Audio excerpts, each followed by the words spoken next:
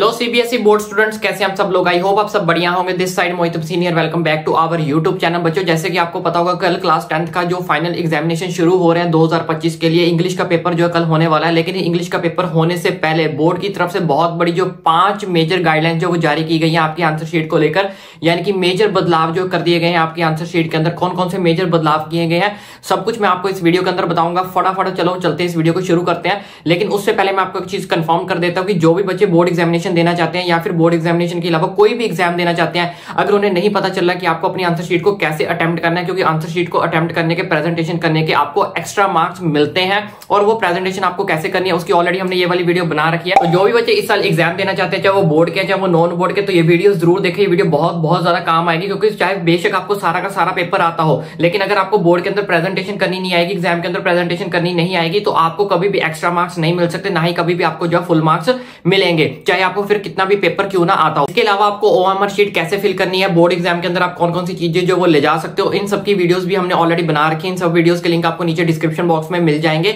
इसलिए सारी की सारी वीडियोस देखकर ही बोर्ड एग्जामिनेशन को कंडक्ट करना है, क्योंकि इस बार रूल्स एंड रेगुलेशन इतने ज्यादा स्ट्रिक्ट हो चुके हैं कि आप एज्यूम भी नहीं कर सकते। हर एक छोटी से छोटी गलती की अलग अलग पेनल्टी, अलग अलग पनिशमेंट जो वो घोषित कर दी गई है सीबीएसई की तरफ से ऑफिशियल वेबसाइट के ऊपर, जो हमने पहले आपको ऑलरेडी एक वीडियो बनाकर बता दिया था कि अब हर एक गलती की अलग अलग पनिशमेंट जो है वो आपको मिलेगी, इसलिए आपको कोई भी गलती नहीं करनी है।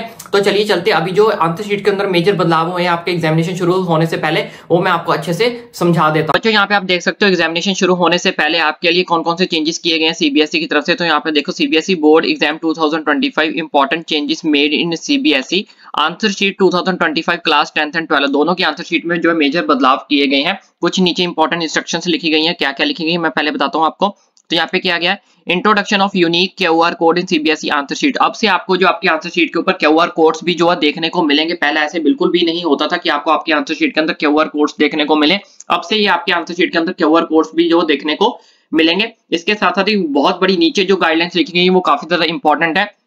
पहले ये मैं आपको समझा देता हूँ। अब ये क्यूआर कोड जो करेंगे क्या, इन्होंने बोला कि हमारे पास चीटिंग को रोकने के लिए CBSE had decided to incorporate unique QR code जो लॉन्च किया जाए in each student answer sheet के ऊपर।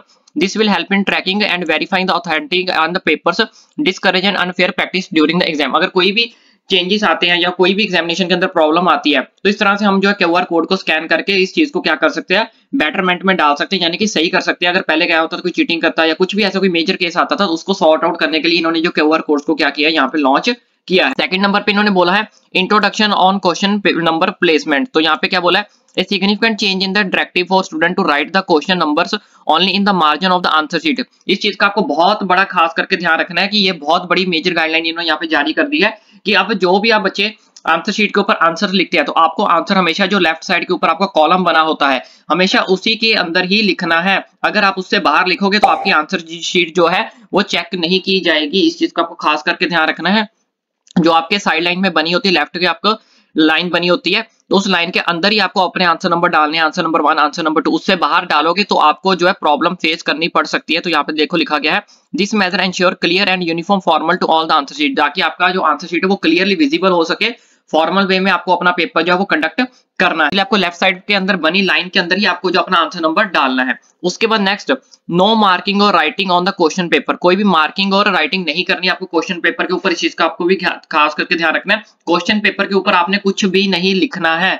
The board has made it clear that student must not mark or write anything on the question paper. A rough work should be done in the margin on the right hand side of the all the page. इसका आपको खास करके ध्यान रखना है, क्योंकि बहुत सारे बच्चों को आदत होती है कि कभी क्वेश्चन के पेपर के ऊपर टिक मार दिया या क्वेश्चन के पेपर के ऊपर छोटी सी कैलकुलेशन कर ली, सॉल्व कर लिया, सॉर्ट आउट कर लिया। तो ऐसा कुछ भी नहीं करना है। क्वेश्चन पेपर के ऊपर आपको कुछ भी नहीं लिखना है। जस्ट आप अपना रोल नंबर लिख सकते हो क्वेश्चन पेपर के ऊपर। इसके अलावा अगर आप कुछ भी क्वेश्चन पेपर के ऊपर लिखोगे तो आपको पेनल्टी लग सकती है, आपको पनिशमेंट मिल सकती है, भी आपका जो पेपर है वो भी कैंसिल कर दिया जाएगा। तो यहाँ पे इन्होंने क्लियरली मेंशन किया गया है new guidelines for rough work, कि जितना भी अब आपको रफ वर्क करना है, द न्यू इंस्ट्रक्शन के according that specify rough work should only be written in the margin on the right hand side of the page. Right hand side पे आपको एक लाइन लगाई आएगी या फिर आपको खुद लगानी है। तो इन्होंने बोला है कि क्रॉस इट आउट। तो जितना भी आपको रफ वर्क करना है, आपको हमेशा राइट साइड के ऊपर एक लाइन लगाकर उसके ऊपर ही रफ वर्क करना है। सेंटर में आपको कोई भी रफ वर्क नहीं करना है, किसी कोने में नहीं करना, किसी सेंटर में नहीं करना, क्योंकि बहुत सारे बच्चों को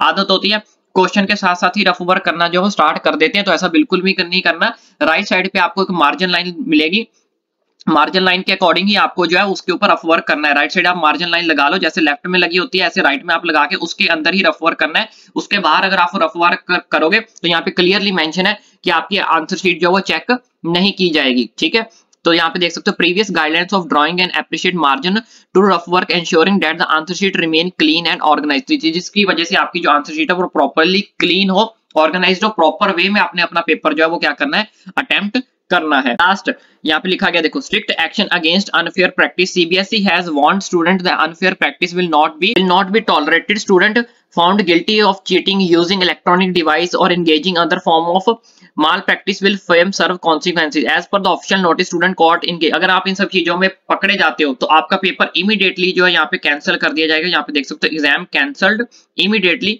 and will be buried appearing for CBSE exam for the next 2 year, और 2 साल के लिए आपको सीबीएसई एग्जाम से जो बाहर निकाल दिया जाएगा। तो इस तरह से आपको कोई भी गलती नहीं करनी है, कोई इलेक्ट्रॉनिक डिवाइस आपके पास नहीं होना चाहिए। वो ऑलरेडी हमने वीडियो आपको बना दिया कि आपको एग्जाम हॉल के अंदर कौन कौन सी चीजें अलाउड है, कौन कौन सी चीजें अलाउड नहीं है, उसका लिंक आपको नीचे डिस्क्रिप्शन बॉक्स में मिल जाएगा। और साथ ही साथ इन सब चीजों का आपने ध्यान रखना है, खास करके मार्जिन वाली लाइंस का बिल्कुल आपको ध्यान रखना है। क्वेश्चन नंबर आपने डाल के आने हैं लेकिन लेफ्ट साइड डाल के आने हैं, जितना भी रफ वर्क करना है वो आपको राइट साइड करना है, सेंटर में आपका प्रॉपर एक आंसर होना चाहिए। ठीक है, तो ठीक है बच्चों, ये थे सारे के सारे मेजर बदलाव। अब आपको अच्छे से अटेम्प्ट करना है, डोंट वरी, आपका एग्जाम अच्छे से होगा, लेकिन पेपर प्रेजेंटेशन को जरूर अच्छे से करके आना। चाहे आपको हिंदी का एग्जाम करना है, इंग्लिश का एग्जाम देना है, वो वीडियो जरूर देखना। उसमें हमने A to Z आपको सब कुछ बताया कि अगर आपको कोई क्वेश्चन नहीं भी आता तो उस क्वेश्चन को आपको जो कैसे अटेम्प्ट करना है सब कुछ हमने उस वीडियो के अंदर कवर किया है। तो वीडियो का लिंक आपको नीचे डिस्क्रिप्शन बॉक्स में मिल जाएगा, लास्ट में मिल जाएगा। उस वीडियो को देखना मत भूलना, चैनल को सब्सक्राइब करना भी मत भूलना, ताकि आने वाली सारी की सारी अपडेट्स आपका भाई जो आप तक इजीली जो पहुंचा सके। एंड आई विश अब तक आपने चैनल को सब्सक्राइब कर दिया होगा।